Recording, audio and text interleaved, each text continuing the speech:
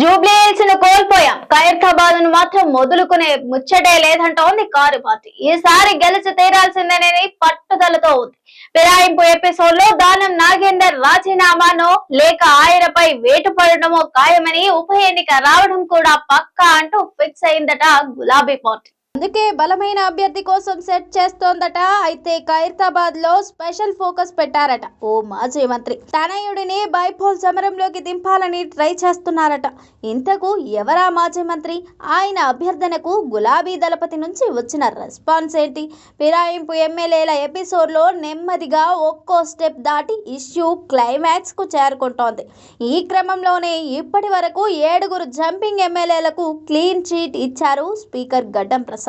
ఇక Khairatabad MLA Danam Nagender, station Ghanpur MLA Kadiyam Srihari, Jagtial MLA Sanjay ఫిరాయింపు ఇష్యూలో స్పీకర్ డెసిషన్ ఎలా ఉండబోతుందనే ఉత్కంఠ రేపుతోంది. అయితే కడియం సంజయ్ విషయంలో ఎలా ఉన్నా దానంపై వేటు పట్టడం ఖాయమని, లేకపోతే ఆయనే రాజీనామా చేస్తారని బీఆర్ఎస్ అంచనా వేస్తోందట.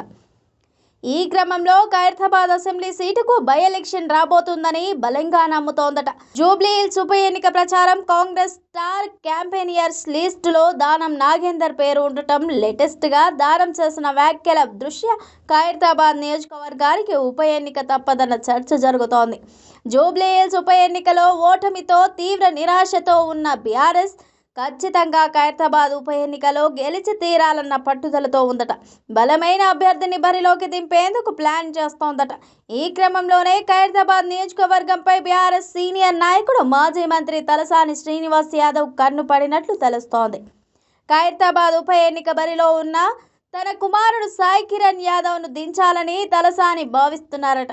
తన మనసులో మాటను ఇప్పటికే పార్టీ అధినేత కేసీఆర్తో పాటు వర్కింగ్ ప్రెసిడెంట్ కేటీఆర్ దగ్గర ప్రస్తావించారట తలసాని.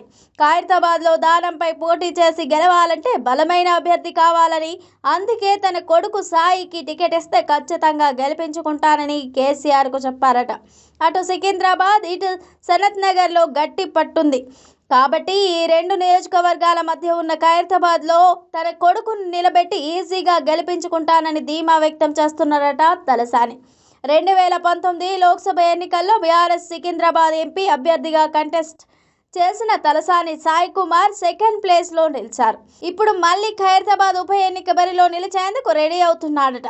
ఖైరతాబాద్ ఉప ఎన్నికను దృష్టిలో పెట్టుకుని ఈసారి సంక్రాంతి పండుగ సందర్భంగా దానం నాగేందర్, తలసాని శ్రీనివాస్ యాదవ్ పోటాపోటీగా కైట్ ఫెస్టివల్ నిర్వహించారన్న చర్చ సాగుతోంది. తన సొంత నియోజకవర్గం ఖైరతాబాద్లోని ఐమాక్స్ పక్కన హెచ్ఎండిఏ గ్రౌండ్స్ దానం కైట్ ఫెస్టివల్ ఆర్గనైజ్ చేయగా, తలసాని శ్రీనివాస్ యాదవ్ కూడా జలవిహార్ పక్కన గ్రౌండ్లో కైట్ ఫెస్టివల్ను ఏర్పాటు చేశారు. అయితే తలసాని రిక్వెస్ట్కు గులాబీ బాస్ ఓకే చెప్తారా?